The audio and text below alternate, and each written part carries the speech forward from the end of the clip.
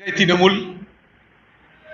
সাধারণ মা বোনদের আইসিডিএস, সেখানে তাদের রংবাজি চলছে।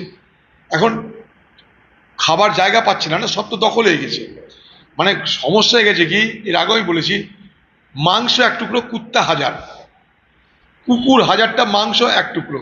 এবার কে কোথা থেকে খামছে কি খাবে, তার জন্যে দখলদারিত্বে নেমেছে।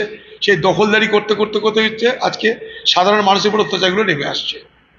আইসিডি একটা সাধারণ আমাদের মা বোনদের একটা, ওখানটাই একটা স্বাস্থ্য উদ্ধারের, পুষ্টির, শিক্ষার, শিশুদের তার একটা কেন্দ্র।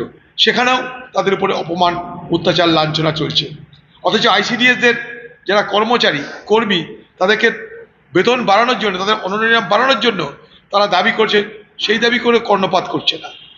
বাংলার মুখ্যমন্ত্রীর বা তৃণমূলের দলের লোকরা যেখানে যায়, সেখানে ভিড় জমানোর দায়িত্ব নেয় এই আইসিডিএস, এই তোমার সেলফ হেল্প গ্রুপ, এইসব মহিলারা।